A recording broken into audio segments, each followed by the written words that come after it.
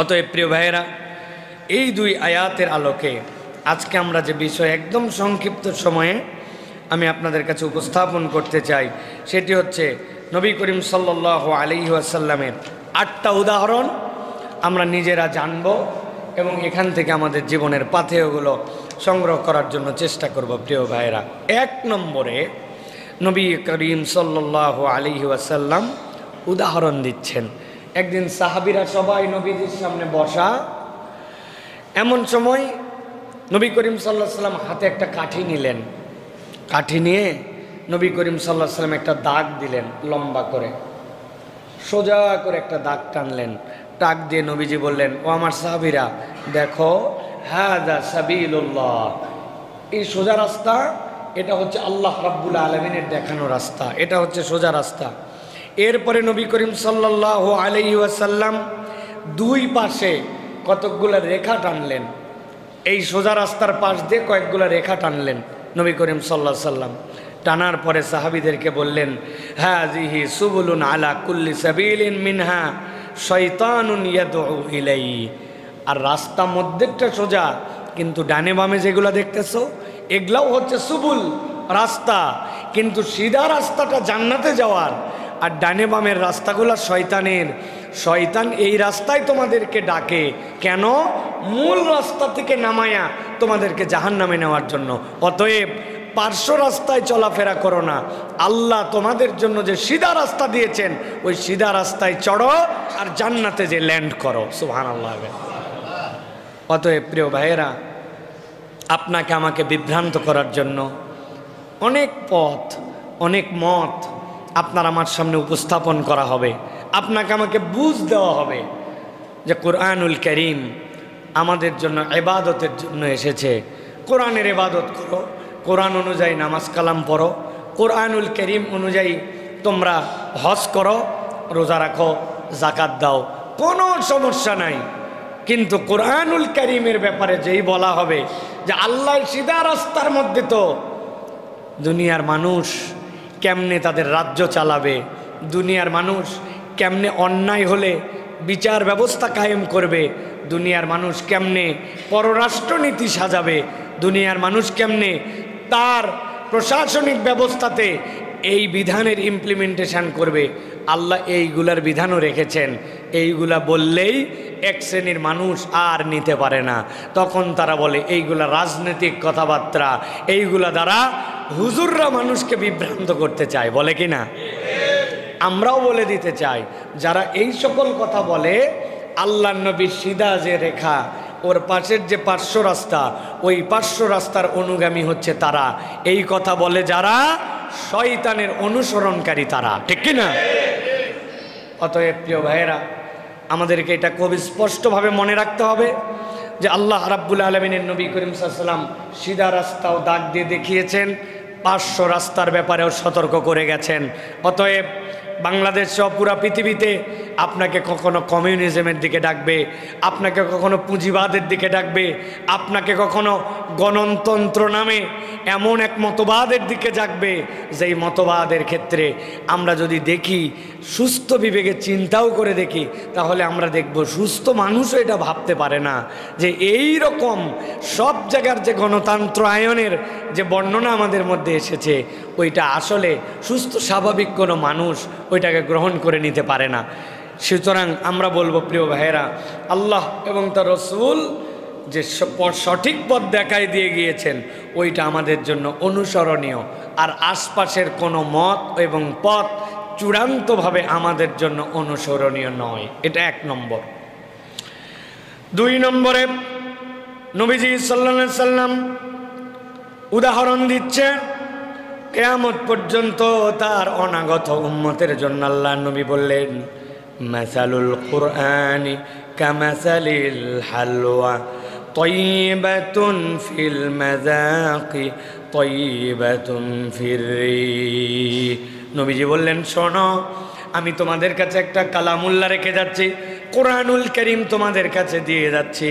আল্লাহ নবী বললেন, কোরআনের উদাহরণ হলো এমন একটা মিষ্টান্নের মতো, এমন একটা মিষ্টির মতো, যেইটা কেবল খেতেই সুস্বাদু এরকম নয়, আল্লাহ রাব্বুল আমিন তার একটা সুগন্ধিও রেখেছেন। কোরআন তোমাদের জন্য এরকম উপাদেয়, এরকম মিষ্টান্ন, এরকম একটা সুস্বাদু, যেইটা কেবল খেতেই তৃপ্তিদায়ক নয়, তার একটা সুগন্ধি আছে, সুগন্ধ দিয়েও তোমার হৃদয় ভরে যায়, আবার খাওয়ার পরেও পূর্ণ স্বাদ তুমি নিতে পারো। আল্লাহ নবী বললেন কোরআনওয়ালা এবং কোরআনের উদাহরণ হচ্ছে ঠিক একই রকম। যে কোরআনকে আঁকড়ায় ধরে, কোরআনকে ভালোবাসে, তার থেকে কেবল আচরণই সুন্দর হয় না, তার থেকে একটা সুগন্ধ উৎপন্ন হয়, তার আচার ব্যবহার দেখে অন্য মানুষ আকৃষ্ট হয়। এই জন্য কোরআনওয়ালা আর কোরআনহীন কখনো একরকম হতে পারে না। এই জন্য কোরআন মিষ্টান্নের মতো, মনে রাখবেন কীরকম, সুগন্ধিও আছে আবার খেতেও সুস্বাদু। সুবহানাল্লাহ বিহামদি। অনেক জিনিস আছে খেতে অনেক মজা, কিন্তু আর কোনো খুশবু নাই, আর এমন জিনিস খেতেও স্বাদ, খুশবু আছে। আল্লাহ নবী বললেন কোরআন হচ্ছে এইটা। তার মানে এই কোরআন গ্রহণ করে যে আল্লাহ তার থেকেও একটা সুগন্ধি বের করে দিবেন। সুবহানাল্লাহ বিহাম। ওইটা নাকে না আসলেও এক এক সুগন্ধির ডেফিনেশন এক এক ধরনের হয়। সুতরাং আল্লাহ নবী সাল্লাল্লাহু আলাইহি ওয়াসাল্লাম এই কোরআনকে আমাদের পাথেয় করতে বলেছেন। 3 নম্বর উদাহরণ, নবী করিম সাল্লাল্লাহু আলাইহি ওয়াসাল্লাম বলছেন দুনিয়াতে তোমরা চলাফেরা করবে, এই চলাফেরার ক্ষেত্রে তোমাদের কিছু সাথী লাগবে, তোমাদের কিছু পরিবেশ লাগবে, কিছু মানুষ লাগবে যাদের সাথে তোমরা ঘুরবে। এখন কোন মানুষের সাথে তুমি ঘুরবা আর কোন মানুষের সাথে তুমি ঘুরবা না, নবী করিম সাল্লাল্লাহু আলাইহি ওয়াসাল্লাম তার একটা উদাহরণ দিয়েছেন। আল্লাহ নবী সাল্লাল্লাহু আলাইহি ওয়াসাল্লাম বলছেন মাসালুল জালিসিস সালিহি ওয়াস-সুই কাহামিলিল মিসকি ওয়া নাফিকিল কির। আল্লাহ নবী সাল্লাল্লাহু আলাইহি ওয়াসাল্লাম বলছেন দুনিয়ার বুকে মানুষ 2 ধরনের মানুষের সাথে চলাফেরা করে। যদি সে নেককার মানুষের সাথে চলাফেরা করে তাহলে তার উদাহরণ হচ্ছে আতরওয়ালার মতো।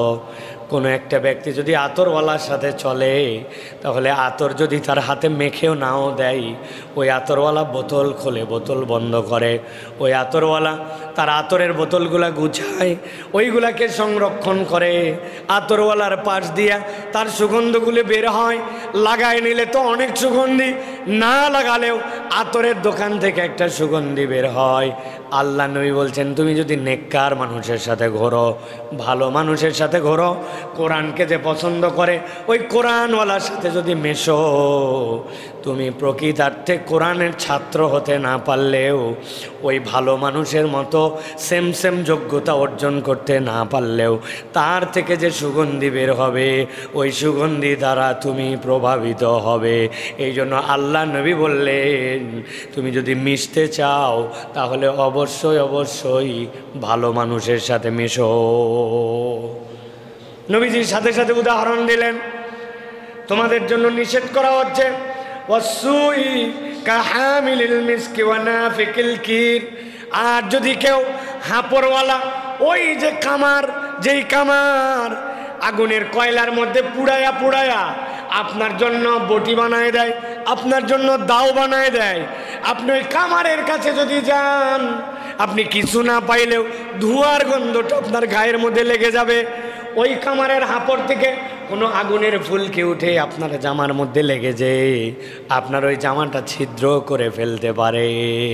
আল্লাহ নবী বললেন যদি কোনো ক্ষতি নাও হয় ওই কামারের যে ধোঁয়ার গন্ধ ওইটা তোমার নাকের মধ্যে প্রবেশ করবে। অতএব তুমি কার সাথে মিশতেছো এইটা তুমি সিদ্ধান্ত নাও। ভালো মানুষের সাথে মিশতে হবে, এই ভালো মানুষ দ্বারা তোমার জীবনে প্রভাব বিস্তার করবে। আর খারাপ মানুষ তুমি হয়তো বলতে পারো তার কোনো খারাপ দিক আমি নিব না, তার সাথে বেশি দিন চলবো না, অল্প কিছুদিন চলবো, পরিস্থিতির দাবিতে এখন তাকে দূর করতে পারি না। বন্ধু বান্ধব আছে, এসএসসি পরীক্ষাটা খালি শেষ হোক, এরপরে আমি ঢাকা চলে যাব, অমুক জায়গায় চলে যাব, এখন এই কয়দিনের জন্য ওরা চেতায় লাভ কি? এই জন্য খারাপ বন্ধুর সংস্রব সারে নাই, বিড়িখোরের সাথে থাকছে, গাঁজাখোরের সাথে থাকছে, বেনামাজির সাথে থাকছে। আমার কথা নয়, নবীর কথা। তুমি যদি বেনামাজে নাও হও তার প্রভাবে পড়ে, কিন্তু তার আসর তোমার মধ্যে আসবে। খারাপের প্রভাব সংস্রবের কারণে খারাপটা আসে, ভালোর প্রভাব সংস্রবের কারণে ভালোটা আসে। অতএব আল্লাহ নবীর এই ঘোষণা অনুযায়ী আমরা এরকম যেন মনে না করি একটু চলাই লাগে, দুনিয়ার বাস্তবতায় একটু সম্পর্ক রাখাই লাগে। আল্লাহ নবী সাল্লাল্লাহু আলাইহি ওয়াসাল্লাম বলছেন ওটার প্রভাব কিন্তু তোমার জীবনে আসবে। তুমি জিনিস বানাতে যাও নাই, তুমি তার দোকানে বসও নাই, কিন্তু তুমি যদি হাঁপড়ওয়ালার সাথে চলাফেরা করো তার ধোঁয়াটা তোমার কাছে আসবে। ধোঁয়ার একটা গন্ধ আছে যেটা তুমি হয়তো নাক দিয়ে শুঙে ফেলার কারণে বুঝতে পারবা না, কিন্তু তোমার আশপাশে যে আছে, তোমার পোশাক আশাক, তোমার অবয়ব থেকে এটা পেয়ে যাবে সে। এই জন্য নবী করিম সাল্লাল্লাহু আলাইহি সাল্লাম কঠিনভাবে নিষেধ করেছেন, বা হয় মিশলে ভালো মানুষের সাথে মিশো, আর না মিশলে কারোর সাথে মেশার দরকার নেই, একা থাকো। নবী করিম সাল্লাল্লাহু আলাইহি সাল্লামের কথা এটা। কথা বললে ভালো কথা বলো, আর কথা যদি না বলো চুপ করে থাকো। পৃথিবীতে একমাত্র ইসলাম ধর্মই সেই ধর্ম যেই ধর্মে কেউ আল্লাহর ইবাদত করতেছে এভাবেও যে আমি চুপ করে আসি, এটাও আল্লাহর ইবাদত। মানে আপনি যেরকম সুবহানাল্লাহ সুবহানাল্লাহ আলহামদুলিল্লাহ আল্লাহু আকবার এইটা বললে সওয়াব হয়, ঠিক একই রকম আমার এমন একটা পরিবেশে গেছি ভালো কথা বলার মতো কিছু নাই, এখন আজগুবি কথা বলার থেকে আমি এখন চুপ করে আসি। নবী বলছেন বললে ভালো বলো, না বললে বলো না। চা খেতে গেছেন, দোকানের মধ্যে ব্যাপক আলোচনা হচ্ছে, ব্যাপক সমালোচনা হচ্ছে, গিবত গিল্লা হচ্ছে, হয় না ভাই? আপনি অংশগ্রহণ করেন নাই, চিন্তা করছেন আজগবি একটা পয়েন্ট বললে আমি বলতে পারি, বললাম না, বললেই কথার থেকে কথা বাড়বে, আমি চুপ করে আসি। আল্লাহ নবীর ঘোষণা অনুযায়ী বান্দা যতক্ষণ খারাপ কথা না বলে ভালো কথাও বলার পরিবেশ নাই মনে করে চুপ করে থাকবে, আল্লাহর দেওয়া ডান কাদের ফেরেশতা তার আমল নামায় লিখবে যে এই বান্দা আল্লাহর নবীর নির্দেশ অনুযায়ী চুপ করে আসে। কেননা মুখ দিয়ে বললে খারাপ কথা আসতে পারে, এই মুহূর্তে ভালো কথা বলার মতো তার কাছে আইটেম নাই, এই চুপ করে থাকাটা তার ফেরেশতা লিখবে আল্লাহর বান্দা ইবাদত করতেছে ইবাদত করতেছে ইবাদত করতেছে।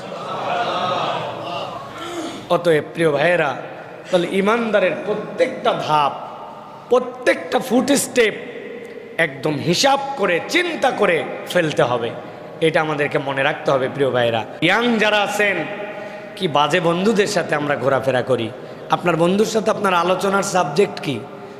চার বন্ধু আলোচনায় মিলিত হলেই সাবজেক্ট হচ্ছে নারী, সাবজেক্ট হচ্ছে বেগানা, অপর নারীর বিষয়ে আলোচনা, অমুক বান্ধবীর বিষয়ে আলোচনা, তুমুকের বিষয়ে আলোচনা, কোনো পজিটিভ আলোচনা নাই।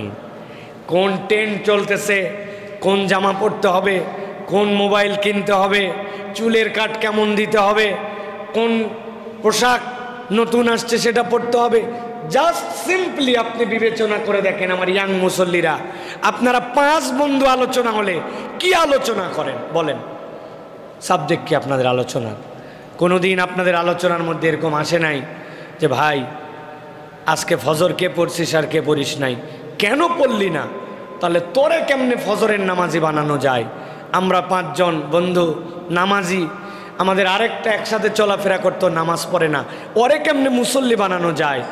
আমাদের ফ্যামিলিগুলাই আমি বড়, আমার বোনটা পর্দা করে, তোরটা করে না, তোর বোনকে কেমনে পর্দাশীল বানানো যায়? সমাজটা কেমনে পরিবর্তন করা যায়? আজকে সারাদিনে তুই কোনো মিথ্যা কথা বলছিস, কেন মিথ্যা বললি?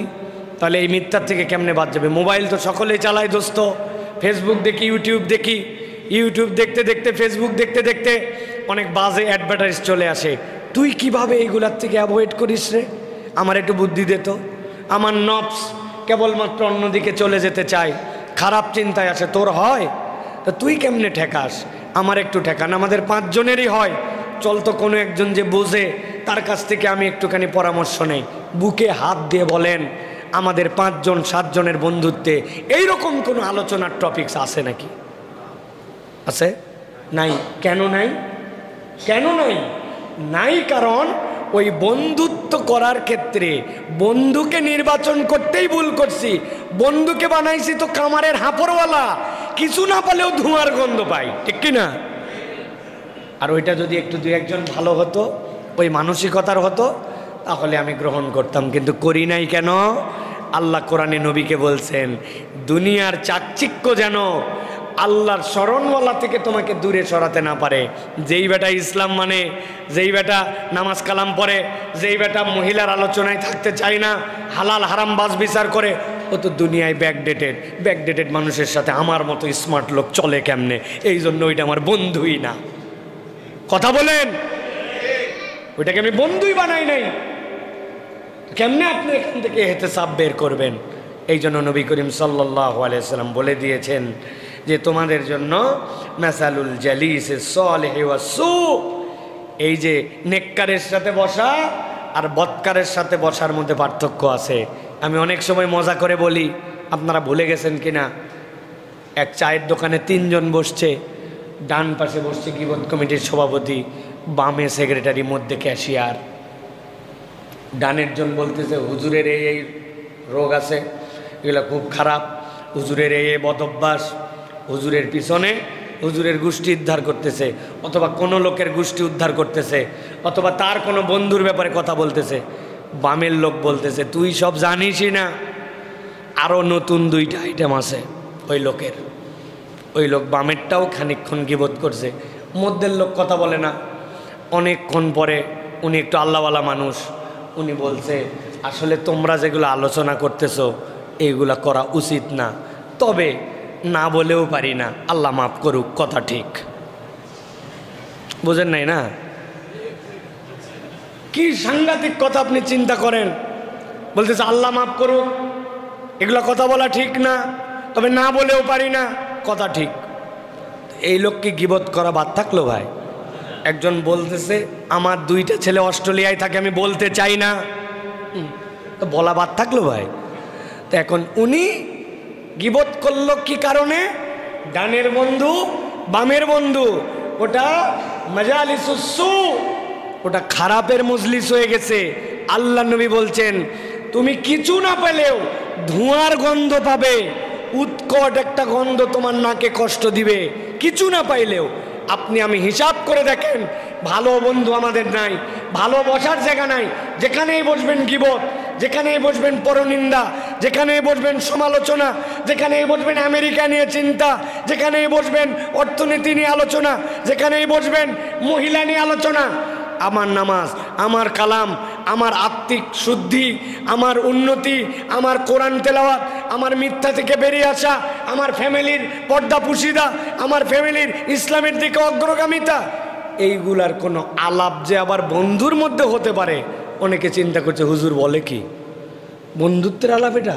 এটা মসজিদের হুজুর বলবে, আমরা শুনবো আর জোরে জোরে চিৎকার করে সুবহানাল্লাহ বলে বাড়ি চলে যাব। তবে যাওয়ার সময় যা শুনলাম মসজিদের ভিতরে রেখে যাব, পবিত্র জিনিস বাহিরে নিয়ে নাপাক করব না। প্রিয় ভাইয়েরা, নবী করিম সাল্লাল্লাহু আলাইহি ওয়াসাল্লামের উদাহরণ ছোট্ট একটু উদাহরণ, কিন্তু কিয়ামত পর্যন্ত বিশ্লেষণ করলেও এর ভিতরের কথা ফুরাবে না। সুবহানাল্লাহ। এটা গেল 3 নম্বর।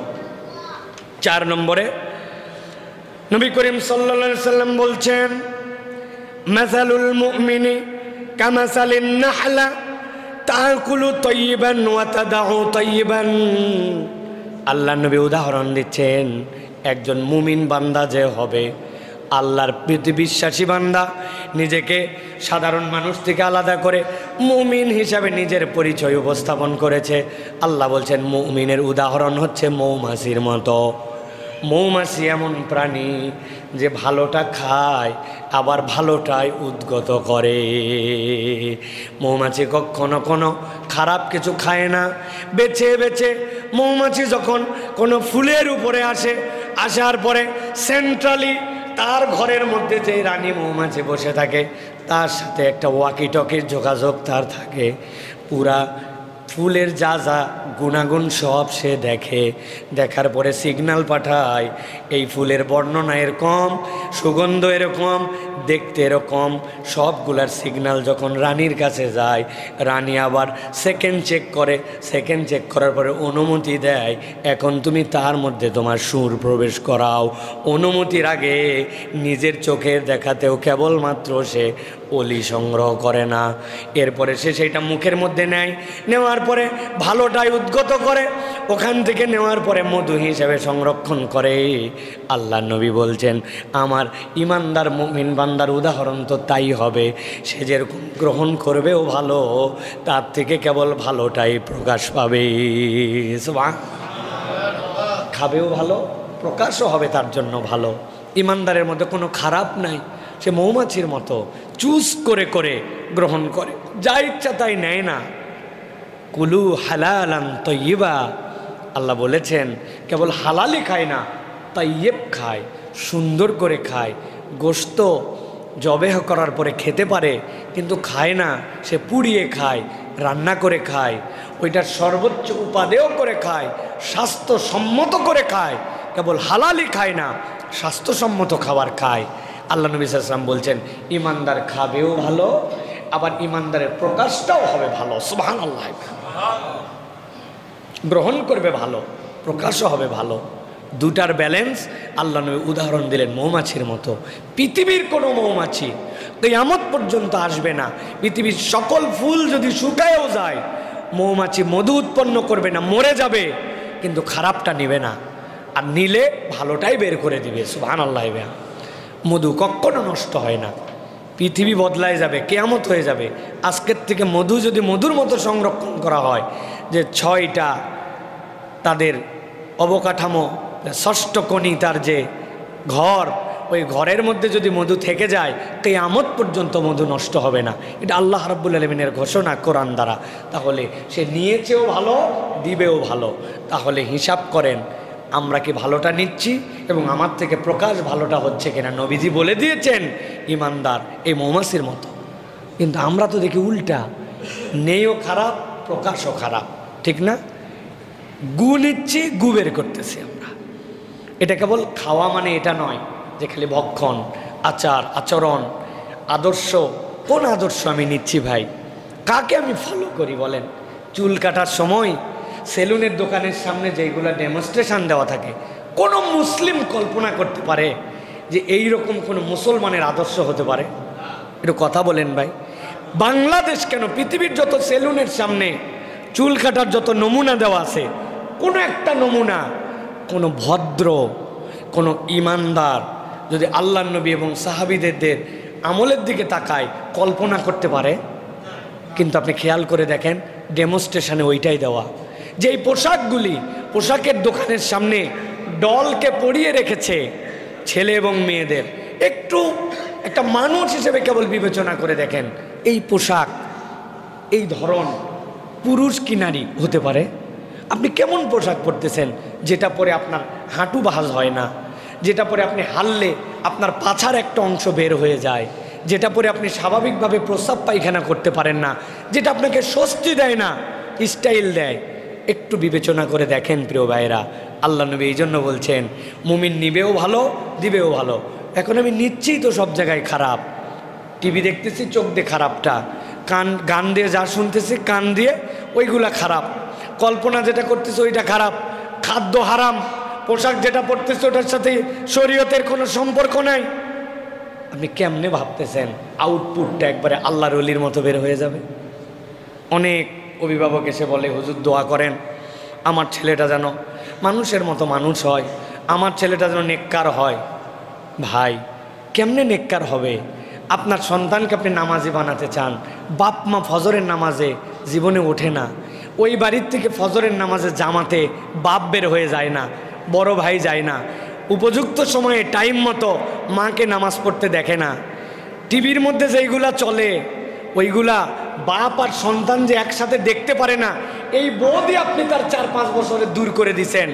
এমন জিনিস দেখতেছে যেইটা একটা সিনেমা চলতেছে, একটা নভেল চলতেছে, একটা নাটক চলতেছে, একটা পুরুষ আর একটা নারী তারা একজন আরেকজনকে কিস করতেছে, এটা আপনার ছোট্ট বাচ্চা দেখে মনে করতেছে এটাই স্বাভাবিক। যেটা আপনার বেডরুমে কেউহীন একান্ত স্বামী স্ত্রীর সম্পর্ক হওয়ার কথা ছিল, সেটা আপনার স্ক্রিনে চলে, সেটা আপনার মোবাইলে চলে, আপনিও দেখেন, আপনার সন্তানও দেখে। এমন পোশাক তাকে কিনে দিছেন যেই পোশাকের সাথে শালীনতার সম্পর্ক নাই। আপনি কেমনে ভাবতেছেন এই আউটপুটটা একবারে আল্লাহর ওলি বের হয়ে যাবে? হলারের মধ্যে দিছেন আপনি ধান চাল, আর এক্সপেক্ট করতেছেন এদিক থেকে যে আপনি বের করবেন হচ্ছে মরিচের গুঁড়া, এদিক থেকে বের করবেন হলুদের গুঁড়া, এদিকে দিছেন ধান, বের হবে তো? তাইলে কেমনে সম্ভব? এই জন্য প্রিয় ভাইয়েরা, পরিবার গঠনে নবী করিম সাল্লাল্লাহু আলাইহি ওয়াসাল্লামের এই ছোট্ট কথা সারা জীবন মনে রাখবেন। মৌমাছি ভালো খায়, ভালো বের করে, ইমানদার ভালো নেয়, ভালো ডেলিভারি করে। যদি ডেলিভারিতে খারাপ হয় বুঝবেন নেওয়ার ক্ষেত্রে ঝামেলা আছে। আল্লাহ নবী সাল্লাল্লাহু আলাইহি ওয়াসাল্লাম এরপরে 5 নম্বর উদাহরণে বলছেন, দুনিয়ার মানুষ, তোমাদের অন্তর যেইটা, এই অন্তরটা তোমাদের জন্য ঠিক করা দরকার। তবে আমি নবী তোমাদের জন্য বলে রাখলাম, মাসালুল কলবি কামাসালির রিশাতি তুকাল্লিবুহার রিয়াহু বিফাদাইন। আল্লাহ নবী বললেন, তোমাদের অন্তরটা হচ্ছে ওই বাতাসের মতো। পালক যেরকম যদি ছেড়ে দেওয়া হয়, বাতাস যেরকম উড়াই নিয়ে চলে যায়, মুরগির পালক অনেক সময় দেখবেন উড়ে উড়ে চলে যাচ্ছে। হাঁস বেচেছেন, হাঁসের পালকের মাথাটা উড়ে উড়ে চলে যায়, আমরা ওইটা ধরার জন্য দৌড়াদৌড়ি করতাম। আল্লাহ নবী বললেন, তোমার অন্তরটাও হচ্ছে এই পালকের মতো। এইটাকে যদি তুমি স্থির করে রাখতে না পারো, বাতাস যেরকম পালককে উড়াই নিয়ে যায়, তোমার অন্তরকেও এরকম শয়তান উড়াই নিয়ে যাবে। তোমার অন্তরকে ঠান্ডা করো আগে, বাহিরের আগে অন্তরকে ঠান্ডা করো। এটা পালকের মধ্যে যদি ওড়ে, একজন একদিকে হোঁ দিবে, তুমি ওই দিকে দৌড় দিবা, আরেকজন আরেক দিকে টান দিবে, তুমি ওই দিকে দৌড় দিবা। আগে তোমার অন্তরকে স্থির বানাও যে আমি আমার আল্লাহ, আমার রসুলের জন্য আমার অন্তরকে স্থির করব। কেননা এই অন্তরটা ভেসে বেড়াবে, উড়ে বেড়াবে, এটাই অন্তরের ধর্ম। এখন আপনি ঠিক রাখবেন কেমন করে? ওই যে প্রথম আয়াত মনে আছে, আল্লাহ রসুল সাল্লাল্লাহু আলাইহি ওয়াসাল্লামকে আল্লাহ বলেছেন, ওয়াসবির নাফসাকা মাআল্লাযীনা ইয়াদউ, ওই মানুষগুলার সাথে আপনি একত্রিত হন যারা ডাকে তার রবকে গদাতি ওয়াল আশি, সকাল এবং সন্ধ্যায়। অতএব অন্তরকে ঠিক রাখতে চাইলে আল্লাহর জিকিরে সকাল সন্ধ্যায় নিমজ্জিত থাকতে হবে। ওইটার ফরজটা হচ্ছে ফজরের নামাজ, ওইটার ফরজটা হচ্ছে মাগরিবের সালাত, কোনোভাবে যেন মিস না হয়। আর ওইটার সুন্নাহ হচ্ছে আল্লাহর কিছু আজকার করা। ফজরের পরে অন্ততপক্ষে যে জিকিরগুলো আছে এগুলো না করে উঠে যাবেন না, অন্তর ঠিক রাখতে পারবেন না ভাই। অন্তরের মালিক আল্লাহ, এটা উড়ে যাবে। আপনার অন্তর কেমনে স্থির হবে? আল্লাহ কোরআনুল কারীমে সেটা আপনাকে আমাকে জানিয়ে রেখেছেন। অতএব অন্তরের স্থিরতার জন্য সকাল সন্ধ্যার আজকার অত্যন্ত গুরুত্বপূর্ণ। 3 মিনিট লাগে, আমার সময় নাই। ফজর পরে ইমামের সালাম ফেরাতে দেরি, আমার বাড়ির পথে হাঁটতে দেরি নাই, এত আমার অস্থিরতা। কারণ কি? মন তো আমার উঠতেছে, আমার মনকে বসানোর জন্য তো আমি বসি নাই। আস্তাগফিরুল্লাহ আস্তাগফিরুল্লাহ আস্তাগফিরুল্লাহ। রদিতু বিল্লাহি রব্বান ওয়াল বিল ইসলামি দীনান ওয়া বিমুহাম্মাদিন নাবিয়্যান ওয়া রাসূলা আশহাদু আল্লা ইলাহা ইল্লাল্লাহ ওয়াহদাহু লা শারীকা লাহ আল্লাহুম্মা আনতা রাব্বি লা ইলাহা ইল্লা আনতা খালাকতানি ওয়া আনা আবদুকা ওয়া আনা আলা আহদিকা ওয়া ওয়া'দিকা মাসতাতা'তু আউযু বিকা মিন শাররি মা সানা'তু। আহা, সাইদুল ইস্তিগফারটা আপনি পড়েন, এরপরে সারা দিনের জন্য প্রোটেকশন নেন। আউযু বিল্লাহি মিনাশ শাইতানির রাজিম, বিসমিল্লাহির রহমানির রহিম, কুল হুয়াল্লাহু আহাদ, কুল আউযু বিরাব্বিল ফালাক, কুল আউযু বিরাব্বিন নাস। ফু দিয়া পুরা হাতের মধ্যে থেকে সামনে মসেহ করলেন। এরপরে 33 বার সুবহানাল্লাহ, আলহামদুলিল্লাহ, আল্লাহু আকবার পড়লেন। 3 বার এরকম গা বন্ধ করলেন। এরপরে আপনি বাহিরে বের হলেন, আল্লাহর কাছে আপনার অন্তরের একটা জিম্মাদারি নিলেন। আল্লাহ বলছেন, সকাল সন্ধ্যায় আমার জিকির বান্দা ন্যূনতম যতটুকু করছে, ফরজও করছে, নফলটাও করছে। আল্লাহ মনের মধ্যে স্থিরতা দিবে। আমাদের মনের কোনো স্থিরতা নাই, এই ইসলামের উপরে আছে, এই ইসলাম থেকে দূরে চলে যায়। এই ভালো লাগে, এই আল্লাহর কথা শুনতে ভালো লাগে না। এটার কারণ কি? নবী করিম সাল্লাল্লাহু আলাইহি ওয়াসাল্লাম বলে দিয়েছেন এই জন্য যে মাসালুল কলবি কামাসালির রিশা, এটা তো পালকের মতো, বাতাসে উড়াই নিয়ে যাবে। ঠেকায় রাখবে কি দিয়া? আল্লাহ কোরআনে বলেছেন, তুমি ঠেকাবে কি দিয়া? আল্লাহ রাব্বুল আলামিন জানায় রেখেছেন, তুমি ঠেকাবেই। নবীকে আমি বললাম, আর তুমি তোকে ওয়াসবির নাফসাক মাআল্লাযীনা ইয়াদউনা রাব্বাহুম বিল গাদাতি ওয়াল আশি। তাহলে একা একা জিকির করো না, যারা জিকিরকারী তাদের সাথে তুমি তোমাকে যুক্ত রাখো। ভালো মানুষের সংস্পর্শে না থাকলে নিজের অন্তর ঠিক রাখা যাবে না। আমরা ভালো মানুষ তো দূরের কথা, কোনো মানুষের সাথে আমাদের সম্পর্ক নাই।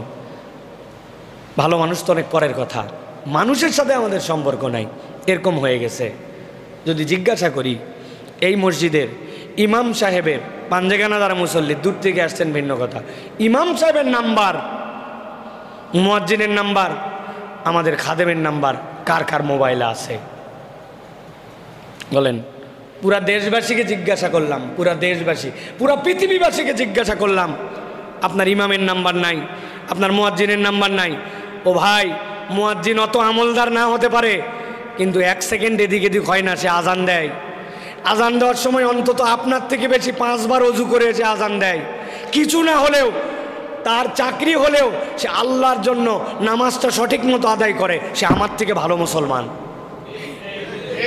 ইমাম সাহেব তার কামাই রুজি কম হতে পারে, বলতে পারেন তার এটা একটা চাকরি, জি না, নিরের চাকরি নয়, ধরলাম চাকরি, চাকরি আপনিও করেন, সেও একটা করে, কথার কথা ধরলাম, কিন্তু সে 5 ওয়াক্ত সালাত উপযুক্ত সময় আদায় করে, মুসল্লিদেরকে পিছনে রাখে, চিন্তা করে অন্তত পাক সাপ আমার মুসল্লিদের জন্য আমার জিম্মাদারি আছে, আমার কারণে যেন আল্লাহ সকলের গুনাহ আমার কাঁধে না দেয়, এই জন্য সালাত আদায় করে, সে তো আমার থেকে ভালো মুসলমান। আমার বন্ধু ইমাম না, আমার বন্ধু মুয়াজ্জিন না, মসজিদের খাদেম, এ তো খাদেম, এক গুণে কেটা, তো মানুষের কাতারের মধ্যেই পড়ে না। প্রিয় ভাইরা, রাগ করেন না, অন্তর কিভাবে থাকবে ভালো মানুষের সাথে সম্পর্ক না রাখলে? কেমনে থাকবে, কেমনে? আমার সাথে যত ভণ্ড, যত জোচ্চোর ফোন দিছে, দোস্ত নিচে নাম, এটা বিড়ি খাইয়ে রাত্রে উঠবো, বিড়িখোরকে খুঁজে নিচে নামছে, আপনার বিড়িখোরের সাথে দোস্তালি। অথচ আপনার মুয়াজ্জিনের সাথে সম্পর্ক থাকলে, ওই আন্তরিকতা থাকলে, ওই হৃদ্যতা থাকলে 2 দিন আপনাকে না দেখলে আপনাকে ওই ফোন দিত, ভাই অসুখ নাকি ভাই, আসেন না যে, কি ব্যাপার? ঢাকা বিশ্ববিদ্যালয়ে এক স্যার মরে পড়েছিল, 7 দিন পরে ফ্ল্যাট থেকে বের করা লাগছে, 7 দিন। হিস্ট্রি খুঁজে দেখেন, আমি অনেক আগে আলোচনায় বলেছিলাম, পাশের ফ্ল্যাটের সাথে সম্পর্ক নাই, মসজিদের সাথেও যদি সম্পর্ক থাকতো তাহলে তার নামাজি সাথীরা তাকে খুঁজতো, কিরে ফজরের সময় একসাথে নেমে যাই, মাগরিবে নামি, 1 দিন 2 দিন বাহির থেকে তালা দেওয়া নাই, লোক গেল কোথায়, খুঁজতো না ভাই? কিন্তু কেউ খোঁজে নাই, কেউ খোঁজে নাই। 7 দিনে পচা দুর্গন্ধ বের হওয়ার পরে দরজা ভেঙে ফায়ার সার্ভিসের লোকেরা বের করছে। এটা একটা উদাহরণ মাত্র প্রিয় ভাইয়েরা, সবাই মরে না, কিন্তু সকলের অন্তর মরে গেছে, আমাদের দুর্গন্ধ বেরোচ্ছে ওইটা দিয়ে। আল্লাহ আমাদেরকে আমাদের নবী করিম সাল্লাল্লাহু আলাইহি সাল্লামের এই উদাহরণ অনুযায়ী আমাদের জীবনযাপন করার তৌফিক দান করেন। 6 নম্বরে আল্লাহ নবী সাল্লাল্লাহু আলাইহি সাল্লাম বলছেন, মাসালুল মুনাফিকি কামাসালিশ শাতির রাইহা বাইনাল গানামাইন। নবী বলছেন মুনাফিকের একটা উদাহরণ, মুনাফিকের অনেক আলামত শুনছি আমরা, নবী বলছেন মুনাফিক হচ্ছে ওই ভেড়ার বাচ্চার মতো, যেই ভেড়ার বাচ্চা 2 পালের মধ্যেই ঢোকে, এটা ওর পাল না, ওই জানে, কিন্তু আরেক পালের মধ্যেও ঢোকে, এদিকেও ঢোকে। নবীদে বলছেন বাইনাল গানামাইন, 2 ছাগলের পাল এক মাঠের মধ্যে আছে, ছাগলরা কিন্তু পাল চেনে, একসাথে চলাফেরা করে, আরেকটা আরেক পালে আছে, কিন্তু এই ছাগলটা এমন এদিকেও যায় এদিকেও যায়। নবীজি ছাগল দিয়ে উদাহরণ দিয়েছেন, একবারে উপযুক্ত উদাহরণ। ছাগল বলি না আমরা মানুষের মাঝে মাঝে, ছাগলের বাচ্চা ছাগল, ছাগল কি জন্য বলি? বলে পাগলে কিনা বলে, ছাগলে কিনা খায়, সব খায়। আমি এই কথার একদম বাস্তব প্রমাণ পাইছি ভাই, ছাগল যে কি খায় না আল্লাহর দুনিয়ায়, সব খায় ছাগল। কিছু না পাইলে মাটি খাইতে দেখছি ছাগলকে, আমি দেখছি ছাগল মাটিও খায়, ও পায় নাই ছাগল মাটি খাচ্ছে। প্রিয় ভাইরা, মূল বক্তব্য হচ্ছে যে এই যে মুনাফিকের চরিত্র, সব পালের মধ্যে ঢোকার চেষ্টা করে। আমাদের কতকগুলা ভাই আছে, আমাদের কতকগুলা মুমিন নামধারী মুনাফিক আছে, যারা 2 দিকেই ঢিস মারার চেষ্টা করে, 2 দিকেই ঢোকে। নফক মানে কি জানেন? নফক মানে হচ্ছে টানেল। টানেল মানে কি? যার 2টা মুখ আছে। আরবে যারা গেছেন পাহাড়ের নিচ দিয়ে টানেল আছে না ভাই?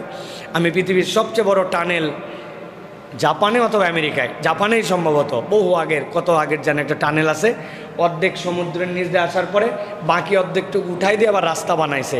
ওই টানেল দেখতে গিয়েছিলাম, ওইটা হচ্ছে জাপানের ইয়েতেই, কি বলে, রাজধানীতেই। এই টানেলের যে ব্লেড, ওই ব্লেডটা কিভাবে কাজ করে ওইটাও ডিসপ্লেতে ওখানে রাখা আছে। ওই যে টানেল, একদিক দিয়ে ঢুকলাম আরেক দিক দিয়ে বের হলাম, তার মানে দুইটা মুখ লাগে। নফক মানে টানেল, আরবির এই নফক থেকেই মুনাফেক। মুনাফেকের চরিত্র কি, এদিকেও আছে ওদিকেও আছে। নামাজ কালামও পড়ে, আবার দেখা যাচ্ছে ইসলাম বিরোধী যারা তাদের সাথেও চলাফেরা করে। রাত্রে 70 রাকাত তাহাজ্জুদ পড়ে, আবার মানুষও মারে। ফজরের নামাজের পর যায় নামাজও খোঁজে, আবার মুনাফিকি করে দেশের টাকা বিদেশে পাচার করে। আছে না ভাই? একটা ছেলে কি পরিমাণ ব্রিলিয়ান্ট হলে আপনি চিন্তা করে দেখেন, প্রত্যেক মাসে প্রায় 350 কোটি টাকা পড়ালেখা খরচ লাগে তার। চিন্তা করছেন, বৈধ পথে। আহা, বহু নিউজ দেখছি, কিন্তু এই নিউজ দেখার পর ঘাবড়াই গেছেন। এক মানুষের জীবনে কয় টাকা লাগে বলেন? আমরা ভাড়া বাড়িতে থাকি, ভাড়া গাড়িতে চলাফেরা করি, আল্লাহ 2টা পয়সা দেয়, ওইটা দিয়ে ভাড়া দেই, মিটাই, তারপরেও মনে হয় আলহামদুলিল্লাহ আল্লাহ যথেষ্ট রাখছেন। আপনি কতটুকু খরচ করতে পারেন আপনার জন্য? কিন্তু এক একটা মানুষ হাজার হাজার কোটি টাকা খেয়ে ফেললো, উপরে ইসলামের বেশভূষা, লেবাস, পোশাক। আল্লাহ নবী সাল্লাল্লাহু আলাইহি ওয়াসাল্লাম বলছেন, এরা ছাগল, এই পালেও দৌড়ায় ওই পালেও দৌড়ায়, কিন্তু মুনাফিক আদ-দারকুল আসফালি মিনান নার, তার নামাজ, রোজা, হজ, যাকাত কিচ্ছু কাজে দিবে না, সবগুলা জাহান্নামের নিচের স্তরে নিয়ে যাবে। অতএব 2 পালে দৌড়ানো যাবে না। ইসলামকে পছন্দ করলে, আল্লাহ রসুলকে পছন্দ করলে দুনিয়া একদিক, আপনার ইমান একদিক। এই ইমানে বলিয়ান হতে হবে। রাজি আছেন তো ইনশাআল্লাহ? পৃথিবী ভয় দেখাবে, তোমার ভিসা কেড়ে নিবে, তোমাকে আগাতে দিবে না, উমুকে স্যাংশন দিবে, তোমাকে এ করবে সে করবে, কিন্তু আমার ভয় পাওয়ার কিছু নাই। এক ক্ষুদ্র জীবন, মরে গেলেই কবর, তুইও মরবি কবরে, আমিও মরবো কবরে, কিন্তু কবরে যাওয়ার পরে আমার জায়গা জান্নাত আর তোমার জায়গা জাহান্নাম। অতএব মুনাফিকের দপ্তরে যাওয়া যাবে না। নবী করিম সাল্লাল্লাহু আলাইহি ওয়াসাল্লাম এরপরে 7 নম্বর বলতেছেন যে দুনিয়ার মানুষ, মুমিনের আরেকটা উদাহরণ আছে, ইমানদারের উদাহরণ। নবীজি বলছেন, মাসালুল মুমিনি কামাসালি যারআ লা তাজালুর রিহু তুসিবুহু। নবীজি বলছেন, ইমানদারের উদাহরণ হচ্ছে ফসলের ক্ষেতের মতো। ধানের শীষগুলা উঠে গেছে, বাতাস এসে ধানের শীষকে হালায় দেয়, দেয় না ভাই? গমের ক্ষেতকে হালায় দেয়, দেয় না? আবার যেগুলো হয় তাদের উপর দিয়ে র্যান্ডম একটা বাতাস প্রবাহিত হয় না?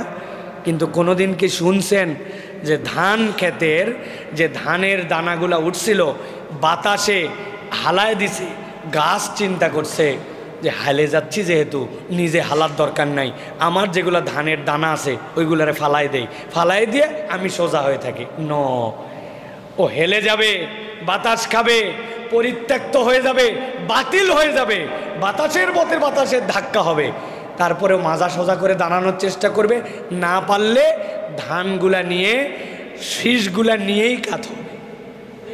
ঠিক না? নবীজি বলছেন ইমানদারের চরিত্র তো এরকম। ঝড়টা আসবে, ঝড় আসবে, কিন্তু ইমানের পথ থেকে জীবনে তাকে বিস্মৃত করা যাবে না। নবীজি আরেকটা উদাহরণ দিয়েছেন, ইমানদারের উদাহরণ খেজুরের গাছের মতো। পৃথিবীর একমাত্র গাছ যেই গাছের পাতা কখনো ডাল থেকে বিচ্ছিন্ন হয় না। যখন একদম পড়ে গেছে ডাল, পড়ে যাওয়ার পরে ওইটা শুকায় গেছে, ওইটা উই লেগে গেছে, ওইটার সময় পার হয়ে পচতে শুরু করছে, তাও সে তার পাতাকে কখনো ডাল থেকে আলাদা হতে দেয় না, ও একসাথেই থাকে, কখনো পাতা ঝরে যায় না। একমাত্র গাছ পৃথিবীর, পাতা ঝরে না। নবী বলছেন খেজুরের গাছ, ইমানদার খেজুরের গাছের মতো। সুবহানাল্লাহ। অতএব যত ঝড় আসুক, ঝাপটা আসুক, একটু বিপদ আসছে, ইমানদার উল্টাপাল্টা কথা বলে, এটা ইমানদারের চরিত্র হতে পারে না। মা বোনের অনেক সময় এরকম কথা বলেন, বহুবার উদাহরণ দিয়েছি। আল্লাহ তো আর অপরের বাচ্চা দেখে না, আল্লাহ খালি আমারটাই দেখে, যত রোগ আমারটারই, বলে না ভাই? ছাদের মধ্যে মরিচ নেড়ে দিছে, ওই দিন সরিষাগুলা শুকাতে দিছে, ভাঙাতে দিবে, আল্লাহর কি কাম, ওই দিনে আবহাওয়া খারাপ করে ঝুমঝুম করে বৃষ্টি আসছে, মহিলা খেপে, আল্লাহ অন্যর দিন দেখে না, খালি আমার দিনে আল্লাহর বৃষ্টি দেওয়া লাগে, বলে না ভাই? এটা ইমানদারের চরিত্র হতে পারে না। একটু বিপদে পড়ছে আল্লাহকে ব্লেম করে। নবীজি বলছেন না, ইমানদার তো সেই মাসালুল মুমিনি কামাসালি যারআ, সে তো শস্য দানার মতো। সে তার আঁকড়ায় ধরে রাখছে, বাতাস সহ্য করেছে, ঝড় সহ্য করেছে, রোদ সহ্য করেছে, শীত সহ্য করেছে, কুয়াশা সহ্য করেছে, কনকনে ঠান্ডা সহ্য করেছে, কিন্তু আমার দানা আমার থেকে আলাদা হয় নাই, ইচ্ছা করে ছেড়ে দেয় নাই, সে এগুলাকে প্রতিরোধ করে তুলেছে। ইমানদারের চরিত্রটা এরকম। কত মোটিভেশনাল ছোট্ট একটি উদাহরণ নবী করিম সাল্লাল্লাহু আলাইহি ওয়াসাল্লাম দিয়েছেন ইমানদারের জন্য। সর্বশেষ যেটা বলবো প্রিয় ভাইরা, নবী করিম সাল্লাল্লাহু আলাইহি ওয়াসাল্লাম বলছেন, মাসালুল মুমিনিল্লাযী ইয়াকরাউল কুরআন কামাসালিল হায়্য হালওয়া তাইয়্যিবাতান ফিল মাযাক তাইয়্যিবাতান ফির রিহ। নবী করিম সাল্লাল্লাহু আলাইহি ওয়াসাল্লাম আবার বলছেন, তোমাদের মধ্যে থেকে কোরআন তেলাওয়াত করে যে ওই লোকটাও হচ্ছে সেই রকম এক মিষ্টান্নের মতো, যেটা কেবল খেতেও সুন্দর নয়, যেটা থেকে সুগন্ধি বের হয়। তার মানে কোরআন তেলাওয়াত করে যে আল্লাহ রাব্বুল আলামিন তার থেকে একটা সুগন্ধ ছড়ায় দেন। সুবহানাল্লাহ। এই কোরআনওয়ালা, কোরআন তেলাওয়াতকারী মানে কি? কোরআনওয়ালা। এই কোরআনওয়ালার বুঝ নাই জন্য আপনার আমার কোনো আমল আপনার আমার জীবনে আটকাচ্ছে না। কোরআনওয়ালা মানে কি? নবীজি যে উদাহরণ দিলেন যে এইটা সুগন্ধও ছড়ায়, এইটা আপনার জন্য খাদ্য, মানে কি? আবার বলি, শতবার বলছে, আবার বলি আপনাদের কাছে, ডাক্তার দেখাতে গেছে একজন, যাওয়ার পরে ডাক্তার তার সাথে যে ব্যবহার করছে খুব খুশি হয়েছে। অনেক ডাক্তার দেখছি ভাই, কিন্তু এই ডাক্তার আধা ঘন্টা আমাকে সময় দিছে। ভাই রে ভাই, হাতের লেখা এত সুন্দর, কম্পিউটারের মতো। ডাক্তারের লেখা খুব বাজে হয়, ডাক্তাররা এলোমেলো লেখেন বেশি, কিন্তু এই ডাক্তার এত সুন্দর লেখছে, স্পষ্ট দেখা যায়। আসার সময় জিজ্ঞাসা করছে, বাবাজি ভিজিট কি আছে? বলে আপনার ভিজিট যত এতটা নাই, পুরাটা দিয়ে দিলে ওষুধ কেনা কঠিন। বলছে ঠিক আছে, অর্ধেক ভিজিট দেন, আর আমার কিছু স্যাম্পল ওষুধ আছে, এগুলো আপনাকে দিয়ে দিলাম, যান, এগুলোতে অন্তত 2-3 দিন চলবে, বাকিটাতে ওষুধ কিনেন। ব্যবহার ভালো, লেখা ভালো, এত দুর্দান্ত ট্রিটমেন্ট দিছে, ঔষধও সাথে কিছু দিয়ে দিছে, প্রেসক্রিপশনও দিয়ে দিছে। ওই মুরব্বী বাড়িতে আসে বাচ্চা কাচ্চাক বলছে, জীবনে ভালো মানুষ কেউ দেখতে চাইলে ওই ডাক্তারকে যেন দেখে, ভালো লেখা দেখতে চাইলে এই লেখাটা যেন দেখে, ভালো ব্যবহার কি ওই ডাক্তারের কাছে যেন শিখে নেয়। সুন্দর করে প্রেসক্রিপশান, ওনার ডাইনিং টেবিলের সামনে যে গ্লাস পেপারের নিচে রেখে বলছে, খবরদার এটা যেন নষ্ট না হয়, সবাই খেয়াল রাখবে। ডাক্তারের প্রশংসায় পঞ্চমুখ, লেখাতে মুগ্ধ, কিন্তু ওষুধ কিনেও নাই, খায়ও নাই। বুঝে থাকলে বলেন, এই সকল কাজ করে ওনার রোগ কি ভালো হবে? এত প্রশংসা করলো কাজ হবে না? এত হাতের লেখা সুন্দর কাজ হবে না? এত যত্ন করে প্রেসক্রিপশন রাখলো কাজ হবে না? ভালো করে মনে রাখেন, আমরা সেম পাগলামি করতেছি, কিন্তু আমরা এটা পড়ি না, আমরা ওইটা ডোজ আমাদের জীবনে নেই না। এবার বুঝে থাকলে বলেন, ওই মুরব্বি পাগলা না আমরা সকলেই পাগলা?